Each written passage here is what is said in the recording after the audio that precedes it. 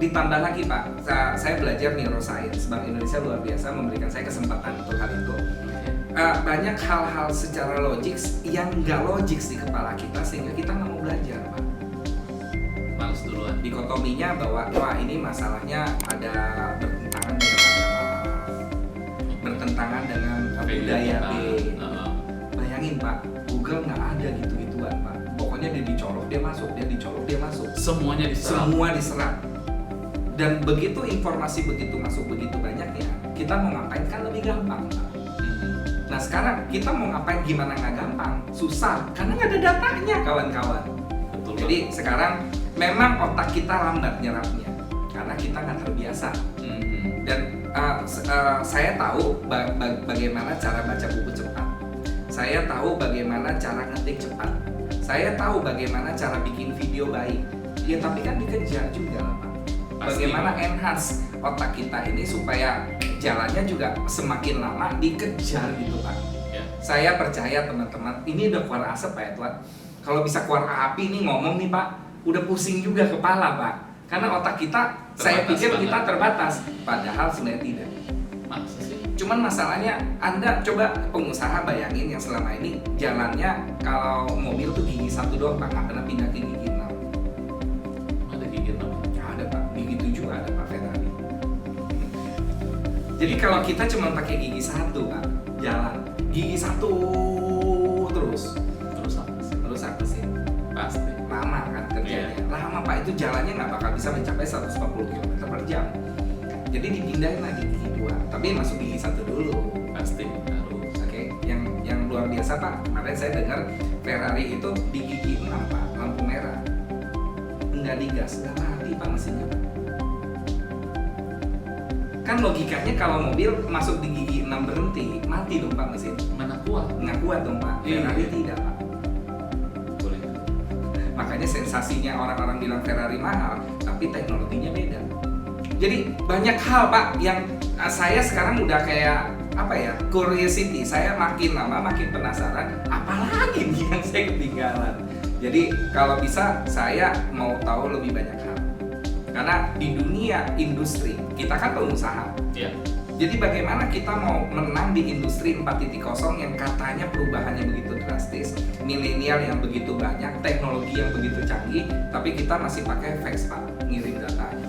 Kayaknya udah nggak cepat kelipat. Terus bagi-bagi brosur di lampu merah gitu. Aduh, jadi udah banyak kebiasaan baru yang harus kita dengar, kita lihat, kita baca gitu kan. Dan kalaupun kita bisa siasatin, mungkin satu-satunya cara menurut saya adalah kalau kita nonton nggak keburu, kalau kita baca nggak bisa terlalu cepat. Berarti ada cara lain Pak. Kenalan dong Pak, saya namanya Gendro Pak. Bapak bisanya apa sih Pak? Yuk kita kerja sama ini. Kalau kerja sama begitu kan susah terus. Jadi itu paradigma yang menurut saya harus dirubah oleh para pengusaha sekarang Pak.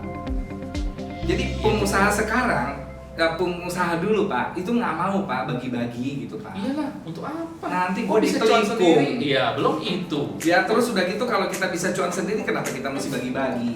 Iya. Ya itu zaman dulu Pak, zaman dulu. Nah banyak orang mengatakan saya mau bikin sesuatu karya yang kalau bisa sahamnya 100%. Pasti. Betul dong? Pasti. Bapak tahu nggak Pak pemilik Apple itu siapa Pak? Iya.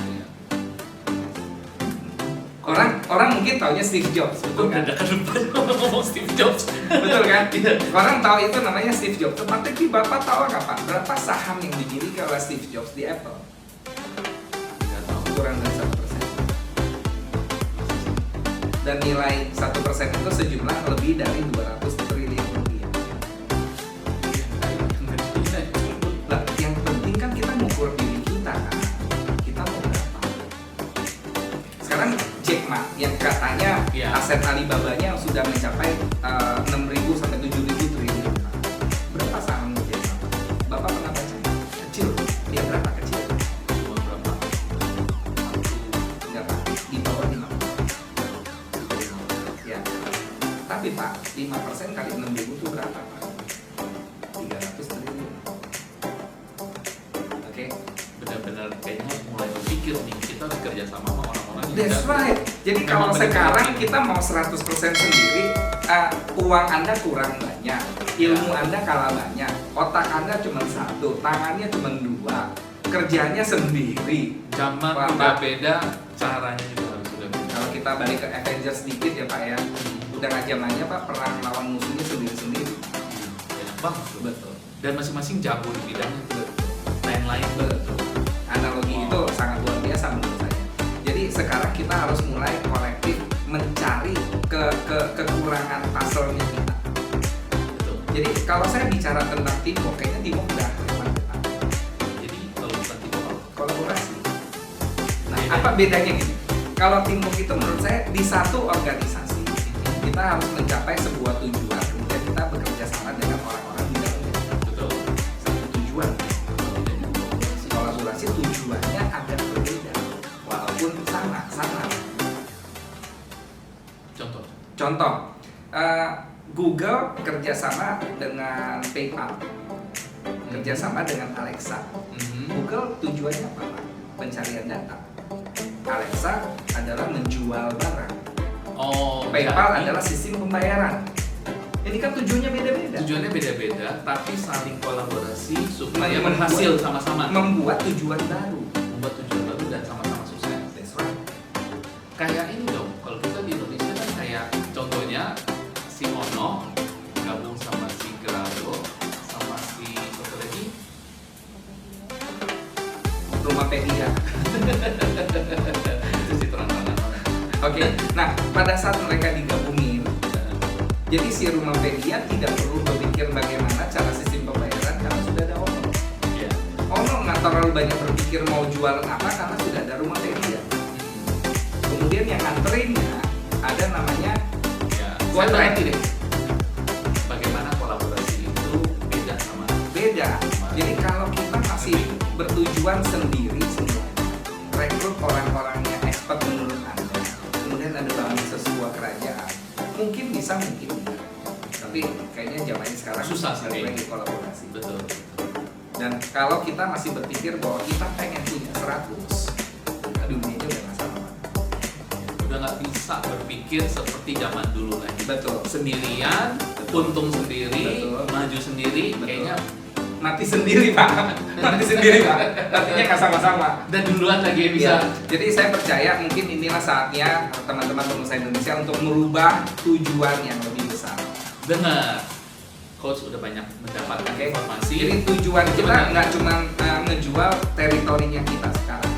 Kita harus Bagi-bagi. berpikir betul. Kita harus berpikir kayaknya kita udah harus serbu dunia Pak. Gantian kita menjadi dunia, jangan terus-terusan kita dijadikan. Waktunya ya Indonesia That's right. lebih baik. Jadi cari informasi sebanyak-banyaknya, tonton sebanyak-banyaknya, dengar sebaik-baiknya, cari informasi Yes. seperti ini di YouTube, Yeah. kemudian mulai networking Pak dengan orang-orang yang menurut teman-teman pengusaha layak ditemenin. Tapi gini loh Pak, ada keluhan gini. Iya Pak, Bapak pikir gampang cari temen yang seperti itu. Jawabannya benar susah. Banyak yang zong. Wah, zong dulu Pak. Ketemu 10, ke 9 nya zong. Ketemu 5, 5-5-nya nggak bayarin makan. Ya, tapi inilah dunia pengusaha. Ya. Jadi kalau Anda udah biasa ngambil resiko, saya percaya Anda juga udah bosan ketemu zong. Nah, apa salahnya lagi cari zong lagi untuk ketemu emas itu. Ya. Jadi saya juga mencari investor Pak.